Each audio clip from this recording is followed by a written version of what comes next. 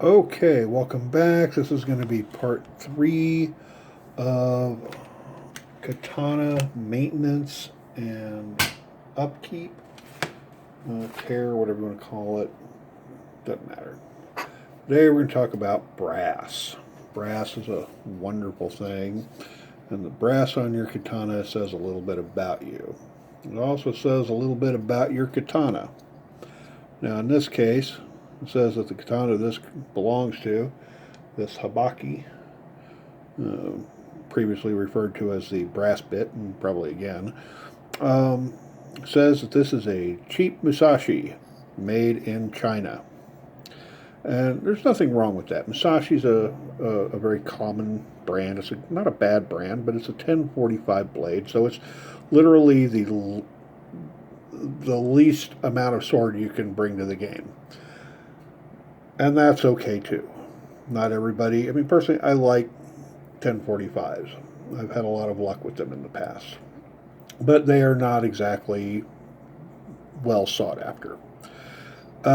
If you look on the tang of a Musashi blade, you will find the Musashi name. So there's really no need to have it emblazoned on the brass bits of your katana. So I'm going to show you what you can do about that. Now these things are like every other part on a katana, mass produced, and they are pretty much designed to be made as quickly as possible and shoved out the door. Which means that they are rough cast, and then somebody goes over them. If you look at the pattern, if you look at the pattern on one of these really closely, you'll see that it looks like basically they've cleaned it up with a wire wheel. And the only reason to do that is to keep it from looking tarnished, when it really should be cleaned. There's a couple things you can do about this. If you like having the name of your sword emblazoned on your habaki, then by all means leave it there, and you can just kind of polish it up with some polish. If you like people knowing that your sword was made in China, and you want to leave that on there, that's fine too. Now you can order these aftermarket, or you can go down to your local hardware store and get yourself some high-grade sandpaper. The sandpaper is wonderful stuff, and it's really great for sword care. We're going to explore sandpaper quite a bit, actually, in the next couple of segments. So this is just a little something you can do to clean up your brass. So this will also work on your SEPA. I don't have SEPA with me because I'm at work tonight, and unfortunately I didn't think that those would travel very well in my backpack with all the errands I had to run today. But if you go down to your hardware store and look in the automotive section at Walmart, you'll probably find sandpaper used in body work. And what you'll find is all kinds of everything from 80 grit to 2500. And what you're going to do is you want to get the 800. You'll probably want to get one pack of that, and then an assortment pack of everything from 1000, 1200, 1500, 2000, 2500. And what we're going to do is begin to slowly take apart that pattern and put a high polish on it. And the best way to do that, I find, is with a little rubber mat. It just makes it easier. You don't necessarily need it, but I like it. Now you can fold it under so that it's kind of secured. That really doesn't matter, but we can do that. What the hell? That'll keep it from doing this. And this is something you can do while you watch TV. And all you're going to do is you're going to take that, and you want to hold it in a way where you can manipulate it back and forth, whatever feels more comfortable to you. And if your brushes are going this way, if the marks from the wheel are going this way, then we're going to want to go the other way. Okay, and that's all you're going to do is just very lightly begin to buff that out. And you're going to start with the 800 grit. You don't want to go too much lower than that, because if you go lower, what's going to happen is you're going to start scratching it the other way. And you don't want to scratch it. You just want to wear away the scratches that are already in the habaki. Okay?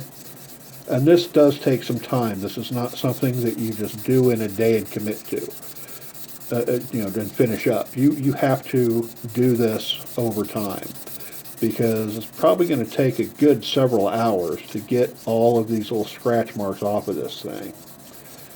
Okay, now we've done this for just a few strokes, and this is where we're at. You can see those brush strokes starting to come out and starting to go away. I don't know if you can see that or not. I've got this at a little bit different angle. But you can see where it's starting to clean up. Here's the old side. It just looks kind of nasty and yucky. And this is the new side. Now let's concentrate on one area, and you'll see hopefully what I mean. And this is just one of those things you can do to make your katana look a little bit more well cared for and a little bit more personalized. It saves you the trouble of investing in another habaki. You can certainly get one. They make some very wonderful aftermarket habakis, but not all of them will fit all katanas, and therein lies the rub. You may find a very great, wonderful looking habaki that doesn't fit your katana, and then that's just going to aggravate you. Now, this is something you can do with what you already have, and you can see it's starting to come out a little bit more, and right there in the corners, especially on the edges. And you're just going to keep working that. This takes a while, and I would recommend getting it about 80 or 90% done, and then every time you do your maintenance, and you should be doing maintenance on your katana at least once a month, at the very minimum once a month. You should be taking it apart, cleaning it, oiling it, putting it back together again. So if you get the bulk of the work done, then you can go back and every month do this for, I don't know, half an hour, 45 minutes aside. You can do it while you're watching TV. This is nothing. This is back and forth, back and forth. Incidentally, this is a wet, dry sandpaper. So people say it works better wet. I've never really found that to be true. But if you prefer that, maybe you do prefer it that way. So if that goes a little bit quicker, then that's great. But basically what you're going to do is just take out that grind, take out those words, and it may just be me, but I like that polished look much better than that brushed look to begin with. And see, we haven't done it that long, and you can barely make out the Made in China part. So you're not going to damage this at all by doing this. You're just going to change the pattern of the wire wheel into a polished brass. And what you're going to do is, as you move along, I'm not quite there yet, but just for the sake of argument, see in the middle there, it's starting to look really good too. After a while, move up to 1,000 grit, and what's going to happen is the higher on the sandpaper you get, the more you're going to be polishing instead of sanding.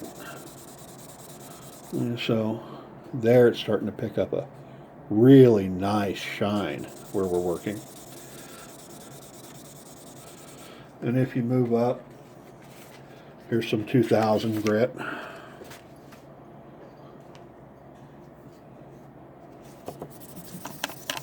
So if you just gradually move up, and like I said, this is not ready for this part yet, but the parts that are bright will show a little better.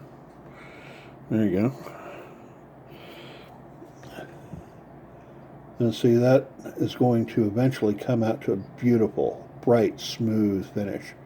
And now the Made in China is completely gone. And by the time you have the whole thing that bright color, that polished brass, by the time you have it down to that, there won't be any other markings on there. And one of the reasons I would recommend putting it on a table and on something rubber is because keep in mind you have these angles to look out for too. And if you have that, then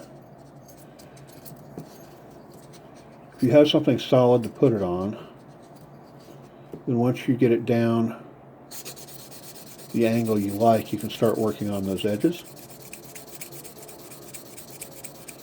And you can do that without reprofiling the habaki, because you want to keep it all flat, and where it's flat, keep it flat. Right? So that's all you want to do. And like I said, this will make the difference between maybe a nice katana and a katana that looks like you've cared for it. So that's it. I'm going to finish this up. Next time I'll show you what it looks like, because this is going to be a good couple of hours work here tonight. So thank you, and I'll see you on part 4.